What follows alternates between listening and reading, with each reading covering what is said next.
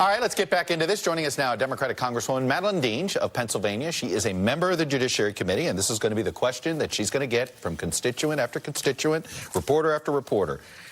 Congresswoman, welcome to the show, and let me ask you this question. Based on what you've seen here, do you think the Judiciary Committee should start impeachment hearings? Thank you for having me on, Chuck. I'm sorry, the reason for it, frankly. I think what we have to do is do our job. I'll get to impeachment in a minute, but number one, we have to take a look at this report. I've been beginning to read through it. I brought it with me on my car ride down here. It's a very interesting, a very disturbing read that does not exonerate this president. So what the Judiciary Committee has to do is make sure that we get the full report, unredacted, that we have Mr. Barr come before us and explain his mischaracterization of the report and his excuses for really siding with the president instead of being the independent voice that we would expect of an attorney general. And then we have to speak to Mr. Mueller. I think it's critical that we do that. We are in a process of oversight. It is our constitutional obligation. And if the things that are revealed in this report are as troubling as they appear, and that other things come up as a result of our oversight, whether it has to do with emoluments or campaign finance errors and paying off porn stars and things like that, we have oversight to do. And there may be enough evidence that amounts to an impeachment proceeding. We're just not there yet. You said you believe Bill Barr mischaracterized this report. How specifically do you believe he mischaracterized it? He mischaracterized it by allowing the president to try to claim exoneration, and also by saying that in this report and with the work with Special Counsel Muller, the president fully cooperated. Let's take a look at what the president actually did. He fired Jim Comey because he didn't believe he was loyal enough. He tried to have McGahn fire the special counsel himself. I don't call that cooperating. McGahn rightly refused to do so. He then harassed and mocked his own attorney general, Jeff Sessions, for months upon months because Sessions did the right thing in the instance of recusal.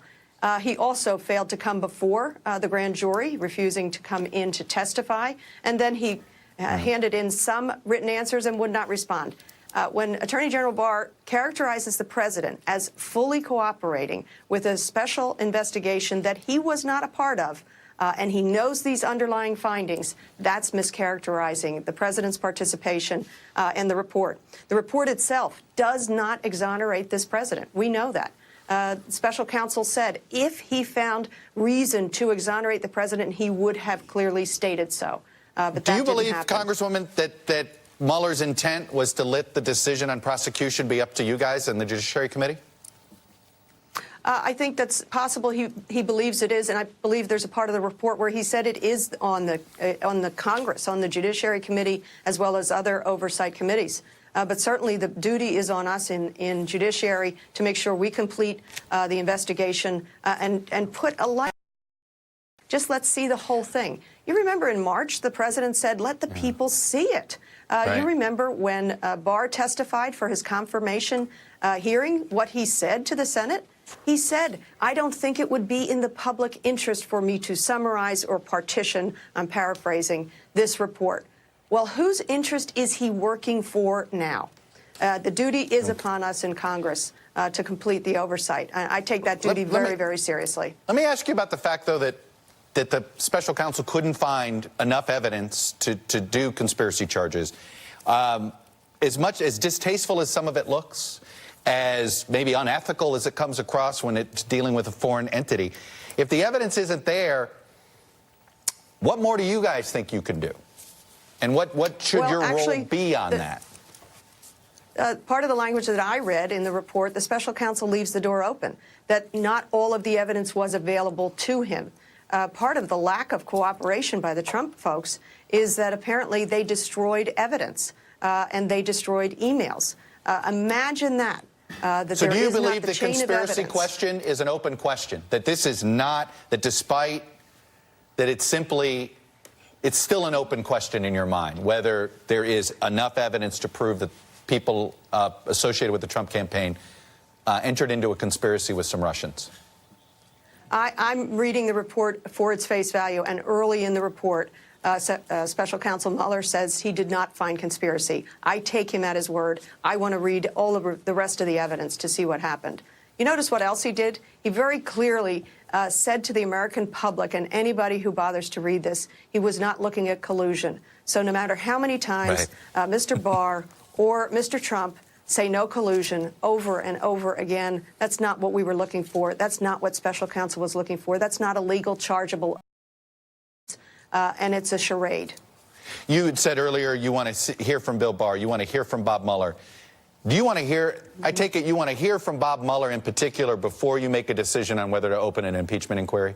Do you think that testimony is necessary before you make that decision? I value his experience, his judgment, and the evidence he collected, the process he went through. So I really would like to hear, I'm certain we will want to hear from Mr. Mueller, and I have a feeling Mr. Mueller will want to talk with us and tell the American public the truth and the facts. That's what the American public has a right to.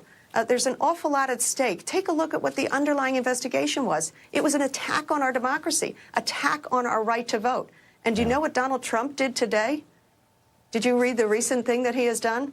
He's opened up a campaign finance where he's trying to raise $1 million in 24 hours as a result of this saga that he has taken the American people through. Congresswoman Madeleine Dean, I take it that this is going to be something you guys will be dealing with for quite some time. Democrat from Pennsylvania, thanks for coming on and sharing your views. Much appreciated. Thank you for having me. Let's turn to